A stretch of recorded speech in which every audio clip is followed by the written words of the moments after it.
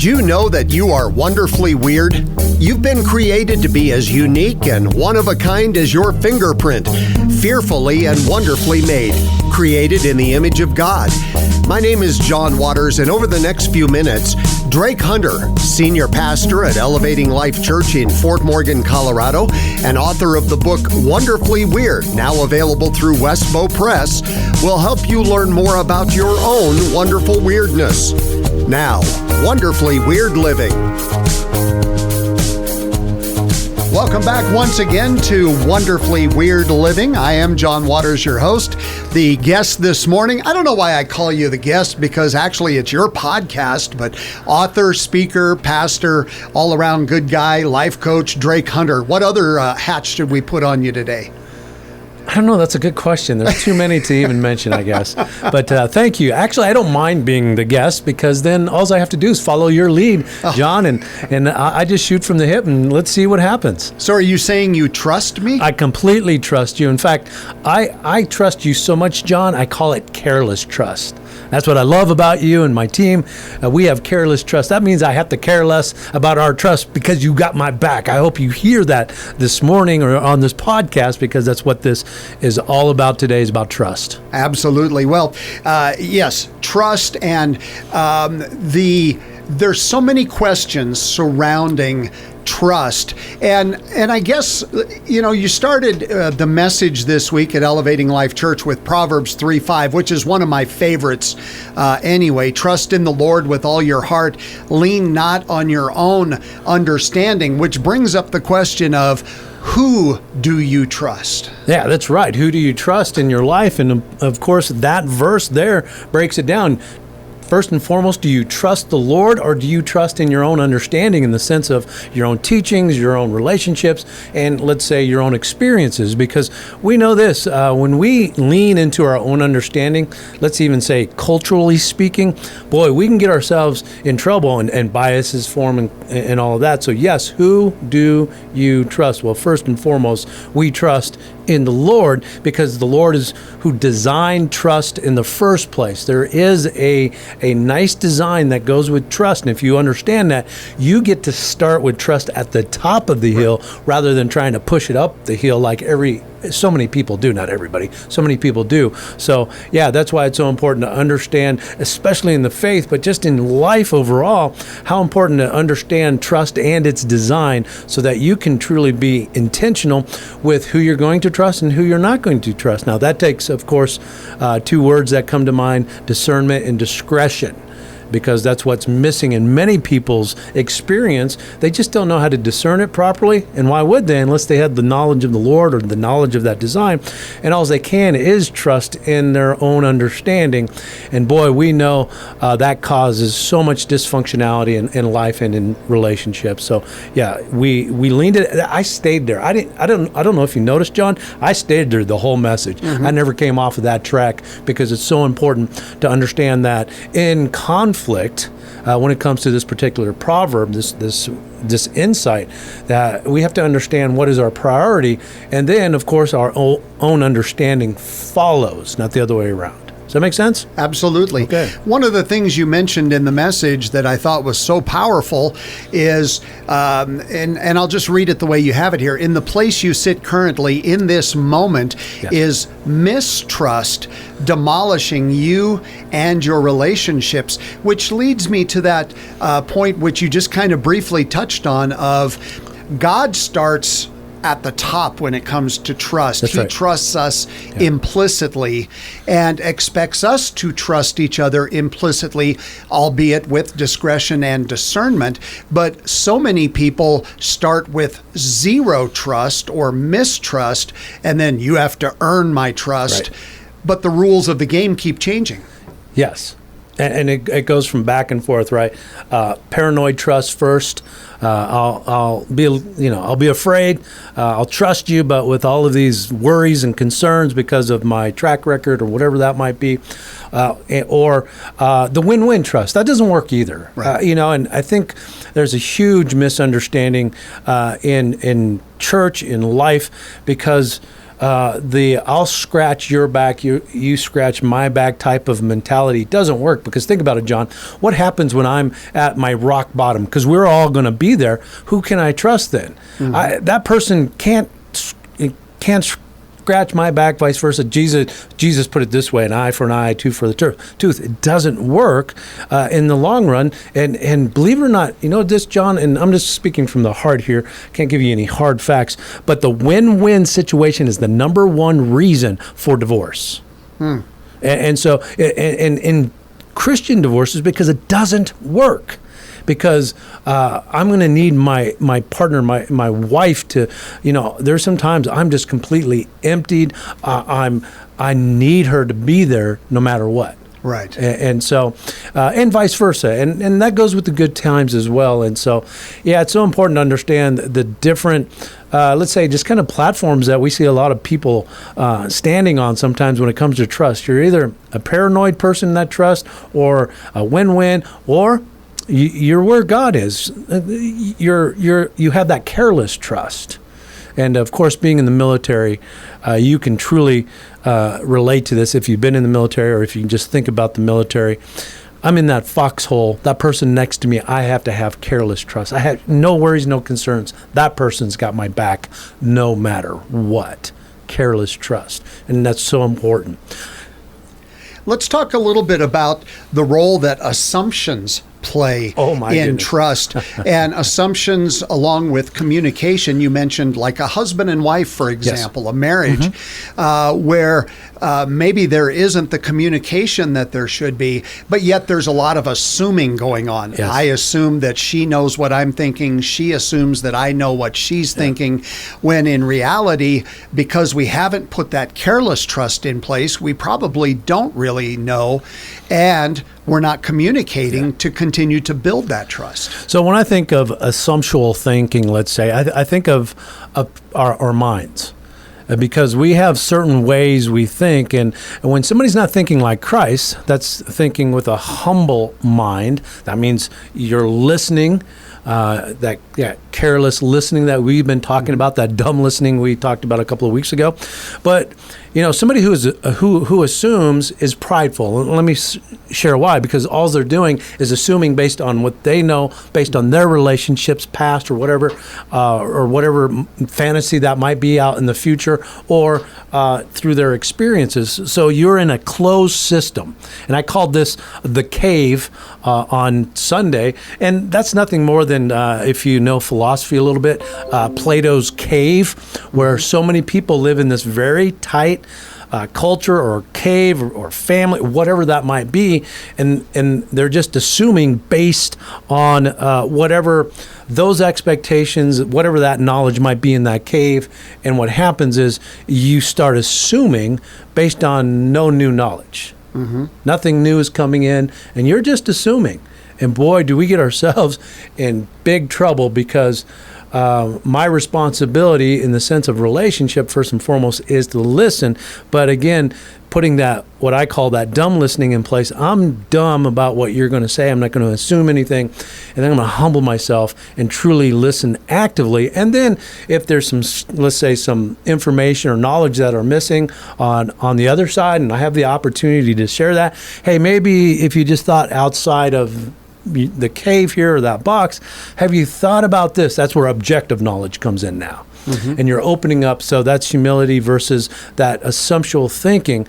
And I compare it to that helpless thinking as well, where when we assume, those 3 P's come to mind. We assume, and then what happens is we take it personal when we're not listening with assumption, because what happens is we're trying to project our stuff on other people. Right. And then when you don't agree, I take it personal, and then it becomes pervasive. We leave and we start talking to other people, and then that's pervasive, and then it becomes permanent in the sense of that black or white. And so we won't even approach that person anymore because our assumptions or their assumption didn't line up. It's just a big mess, is my point when it comes to this type of thinking. Now, you have reasonable assumptions, right? But that is the minority, not the majority, in the sense of how we live our life in our relationships. Well, and it's interesting that you talk about that, because you can really begin to understand a person's maturity level based upon how they use trust with other people. Yes, or how they develop and maintain that trust. Right. Yeah, absolutely, because that's part of their character, isn't it? Trust is foundational. It kind of goes, when we think of somebody with strong character, first and foremost, we want them to have honesty. We want them to be truthful. But what we want to see in a person is, do they have the ability, there's your skill, right, to build or create trust, as we see God doing in his plan, and then have the ability to maintain it with those different components of trust. And that's the first level in the sense of how character is developed. If that's not the foundation, your character is going to be insecure, let's put it. It's going to be like a boat or a ship on the ocean. Right. That's why we must trust the Lord first and foremost, and then grab onto that, anchor ourselves in that so that we can be grounded. But now we want to develop and grow our character so that we can have results, be effective as a person, and then from there, the sky's the limit.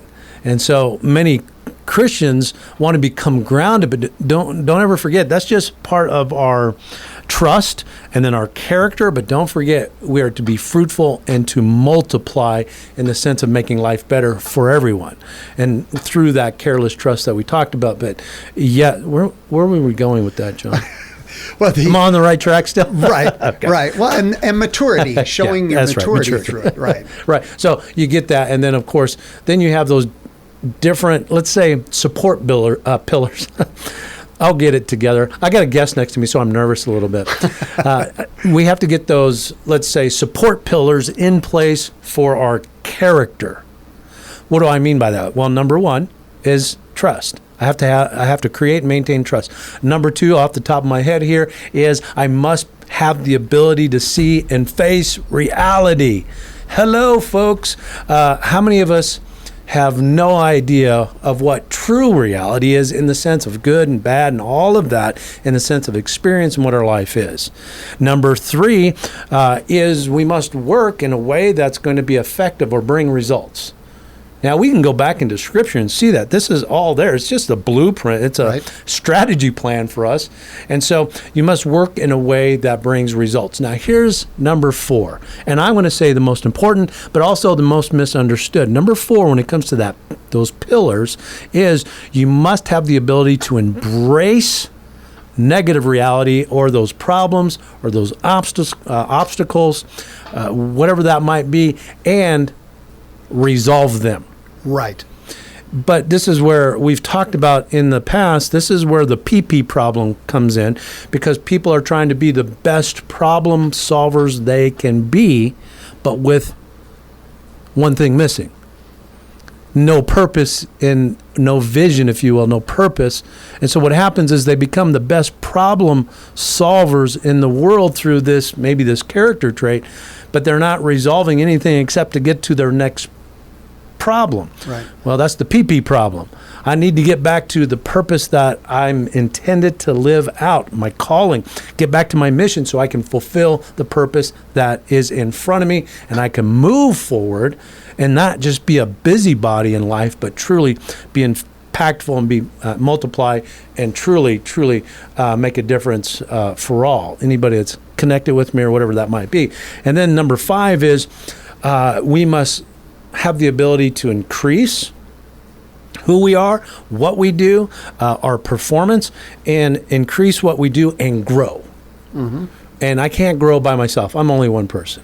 I don't have the ability, as no matter how wise I might be, or you might be, or whoever, knowledge, you are only one dot in the sense of civilization, in the sense of that sphere and all of civilization. And do you think for a second that you're all that and a bag of Doritos with the Mountain Dew on the side. If you think that, boy, you have some work to do. In fact, Crystal and I were talking about that coming here going, get rid of that narcissistic tendency, that ego, that pride. Come on. You need to connect in other people's abilities. John, that's why we're so good. You have your abilities, I have mine. We learn how to connect. That's others in the Great Commandment, isn't it? Mm-hmm. And then we can grow and develop and resolve those issues together through support and help and everything else, so that piece that I already talked about is resolve those problems, but at the same time have the ability to increase and grow. But what's the last pillar in character? Well, it's this. You have the ability to achieve what? Transcendent living. What does that mean? That means you're grounded, you have your character, but now you're being fruitful and multiplying the meaning of life, not only for you, but for others with God. Great commandment again, through the Great Commission, and you're doing it, and you're developing, and life is becoming better and better and better, rather than the other way with the PP problem. Problems come all the way to the point of more problems, whatever you focus on, no matter how good a problem solving you are, for the wages of that issue, that sin, is death.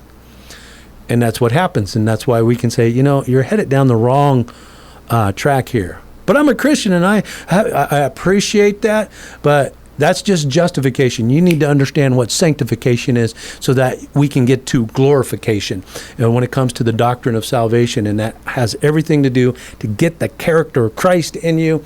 Yes, you have that purpose. That's yours. You're wonderfully weird. But then based on that particular, that purpose that God designed you in, you develop character of Christ. And then we have the pillars in place. And what's the next step? Get the commands of Christ in there. So you now have wisdom, and then you're also having the ability to develop character traits, or we can call them virtual traits, that truly are just going to fill in the details, and you have the means to resolve any problems, get back to your purpose, so that you can truly be impactful and meaningful and effective and everything else. Does that make sense? I gave you a lot there. I was going to say that was a whole big smorgasbord, and there's so many different places I can go from there. But let me kind of go back a little bit to one thing you said in there, and it's that togetherness with each other. Yeah. And coming back to trust, right, and the body of Christ, thinking of it as a human body, having to trust each other, needing to trust each other with a careless trust, because if, for example, my finger is constantly wondering if my ear is going to work or not, and it's trying to hear, the finger's trying to hear because it can't trust the ear to do it, then not only is it lacking the trust and the maturity that it needs for the ear, but it's also not fulfilling its own purpose of doing what a finger does. That's right. So it's a double-edged sword right there. Yeah, and togetherness, isn't that, that's the wonderful aspect of our faith, is we completely believe in the body of Christ. And the body of Christ is the system of God that we're putting in place, and we have to get people in the right place. But at the same time, those different, let's say in that analogy, the different parts of the body represents different skills, different understanding, different, what we're talking about here, trust, different abilities, different character, in the sense of how that's developed through their temperament or being driven by their temperament. And so you have so much I don't have. And I think, was it last week, John, I mentioned one of the challenges we have with young people, let's say 16, 17, I think it was last week, we fail to recognize the person in front of me. Let's say they're a 16-year-old adolescent. They have 16 years I don't have. Quit being so arrogant that you're not going to listen to them, and your belief system in your cave says they're just little kids. They're somebody with 16 years, whatever that is, and you can negotiate that and you can facilitate it. You listen to them, open up, and really gain understanding together. Because then, isn't that what true support is? That then if I connect with you, you have your ability, then you connect with, let's say, Crystal's over here with her abilities, and then we do that as one. 1 times 1 times 1 equals 1 always. And that is true unity and harmony that's going to work in any relationship. But if only we do it through, let's say, divine or God's design. And it's there. It's black and white. Not only is it there in the sense of wisdom and subjective understanding in our faith, which is the Bible, it's also throughout all nature, all history, and let's say all design. We've got to understand there's 2 books, John, that we have to truly examine if we're going to get outside of ourselves and understand that there is the Bible. That's the foundation. That's the authority. But on the other side of that, in the sense of that transcendent living, we have to open ourselves up to everything that God has for us in the sense of his infinite being and in that infinite experience, so that we can grow and develop, and we can open up and take from the outside, bring it in, so that we can grow and develop not only through God, with God, but with each other through that ability. And that's the difference between, let's say, the antithesis of attitude and ability.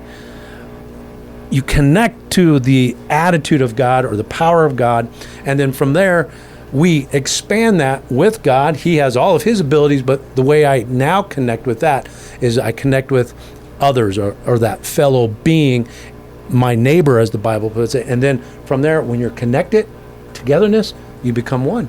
And then you become the whole picture of what true life is all about and how life is designed and how it is to be lived out. Does that make sense? It does. Let me make a statement here, and I just want you to speak to this statement. I'm not saying it's true or not true. I'm just going to make the statement. Yeah, absolutely. Okay. Trust is given, not earned. Interesting. Trust is given, not earned. Okay. Can I say this? So speak to that. Trust is. There you go. But it's interesting you say that, because we got to go back to the military now with my experience, because, give me that again. Say it again. Trust is given, not earned. Yes, on both accounts, depending on the situation, isn't it? Because when you have an immature situation, I'm thinking of basic training. Okay. Right? And my abilities and my attitude and everything are extremely low. They don't know what trust is, or I didn't know what trust was back then. And so trust it's there. But the thing is, I don't know about it. Now, when somebody comes in and they care for me, they got my back, they earn my trust. Is that where you're going with this? Well, what I was thinking is that we tend to, as human beings, we tend to want to put the onus on the other person. Oh, yeah. To say, I see where you're going. Yes. In order for me to trust you, you have to prove yourself to me. Oh, from the bottom. Where I see where really trust is not you earning it from me, but me giving it to you. It's a gift that I give you, and I say, I'm going to trust you as a creation, as a creature of God, created in his image.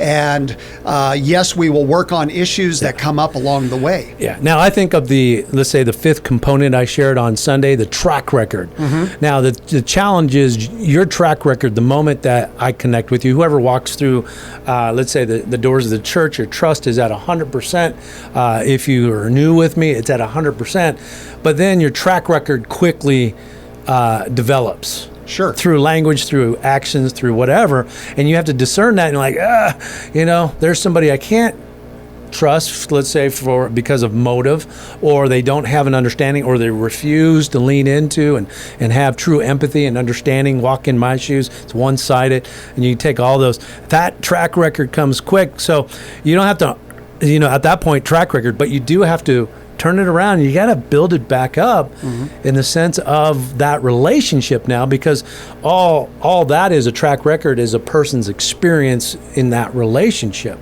Well, can I trust? This has very little. It has nothing to do with love, really, in the sense of the component, because love is what is just saturates everything. It's like oxygen. Right. But this is in the sense I love you, and I'm thinking of some people, but I don't trust you. Right. Now, the immature don't get that. If you loved me, then you would trust me. It cannot work that way, because unless you are the Lord and you're perfect in this, because we all have our flaws, but we don't start there. We discern with that, and then as a leader, let's say we have a vision, we're trying to accomplish something. Can I trust the person here? Do they have the ability? Do they have the understanding? Do they have the character it takes? Do they have the track record? And wherever that is, that's where a leader with discernment will place them. Because what happens is so often, let's say, I think of the church where we have a vision, we have direction, but then people come and they have a great attitude. They even have an understanding. They even want the best for you, but they don't have the ability, John. Mm-hmm. And then they come and then they get all mad at you because you're not going to, well, you don't have the ability. Well, if you're a heart surgeon, I need you to have the ability. Right. If you're going to come in and take something as serious as teaching Sunday school or whatever, you're going to preach. I need to know you have some ability and you're going to develop and grow in that, or otherwise we're going to become dysfunctional in that. And then you're going to teach your teachings, your opinions, right. The three friends in Job, as we talked about, and it becomes a nightmare and things just collapse, and dysfunctionality, that becomes a problem. Whatever you focus on magnifies, and before you know it, hey, the church doors are closing, or we're blaming, and we're back in the church fall splits. Status. Yeah, guilty, shame, finding excuses why it doesn't work. Well, and it's interesting thinking about this. Of course, we're leaning heavily into Dr. Henry Cloud's Churches That Heal and Changes That Heal right now. And the formula that he uses for growth is truth, digging around for the truth, that's right. plus grace, that's right. plus time. And that's exactly what you're speaking to here with when it comes to trust. With discretion, we get to the truth of why is it that this person's track record now is telling me that maybe I need to limit my trust with them. And then what can I add into that to help them, grace-wise, to grow over a period of time and become that person that God intends them to be? With trust, we understand practically. I always think of my granddaughter, right? Lily Pad, she's 7 years old, and she comes up and said, "Papa, I want to drive your car." Sweetie, I know you might understand it and all that, but I don't think you have the ability to drive it. Or, whatever. I'm going to show you a little grace. So what I'll do, talking about the three ingredients that Dr. Cloud uncovered, I'll show you a little, favor, if you will, unmerited favor, as he puts it. And then you can sit on my lap and you can drive with Papa, but you don't get the car keys. Right. And that's the same. So what must Lily Pad do? She has to humble herself. And how many people have a hard time humbling themselves to say, maybe I'm only 3 years old or 6 years old in this situation, especially with, let's say, a leader. You have a parent or a leader there. You gotta have to trust them. Especially if they got your back and they wanted the very best for you. Why wouldn't you trust them, except for your pride getting in the way, going, you need to learn how to trust some people. You need to learn to trust leaders. Boy, we can go there for another hour, but we got to go in a couple minutes here. Right. So yeah, those three ingredients, I think it's important that we reiterate those three ingredients of, let's say, growth. And this is from Dr. Cloud. That is truth, grace, and time. And we will not get into that today, but go out to Right Now Media. If you don't have that channel, it's free. I'm paying the bill. We're paying the bill for you. Get it on your apps, get it on your computer, so that you can get to that Changes That Heal, because we all need healing, John, every one of us. Right. And so if you're saying, I have no brokenness, well, then let me call you Jesus. But it's just not, that's not reality, is it? We got to see and face that reality. We're all broken, and we can't live in a perfect state ever. So get into that. Look, you know me, John, read all of his material. In fact, stop listening to me and go to him. That's where I'm at. Because he truly knows what it means in the sense of the different phases of healing, or not healing, of life. He understands that aspect known as a healed life, because we have a blessed life, we have a healed life, we have a surrendered life, and then abundant living is what we're after. He is that source, or that channel, the best channel out there for that healed life. Lean into it, and that's exactly what we're doing as a team with the church, to make sure people are healed and recovered, if you will. But better yet, let's go back to what we talked about. You're being effective in life, where you're truly living out your purpose, and you're not living in your problems, and you're not distracted by your problems. You get to your purpose, and boom, we're being now fruitful, and we're multiplying that throughout all eternity. It's that simple. Absolutely. Well, I want to leave, we've used up all of our time already. It went really fast, but I want to leave folks with 2 questions that come directly from your message, and these are simple. Okay. Simple questions. And the first question I want folks to ask themselves is, can I be trusted? And then the second one is, who can I trust? Finding those people that you can have careless trust with, that goes beyond understanding. So, can I be trusted? That's first of all, can I be trusted? And then second of all, if I can be trusted, who else can I trust? Now, John, let me just do this. I want to give you the last word, but I want to make sure it's very clear, those 5 components of trust, and they just are, this is what they are. Because we didn't talk about all of them. But the first one is understanding. Number 2 is intent or motive.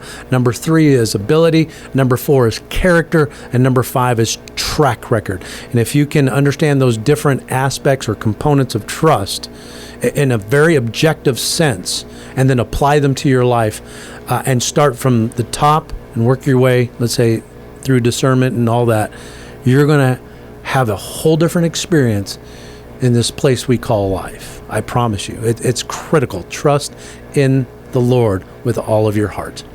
We literally just barely scratched the surface of this topic, and we may have to revisit it at some other time and go in some other directions. But Drake, as always, I appreciate your insight, your understanding, and I hope people understand how much time and effort and study you put in.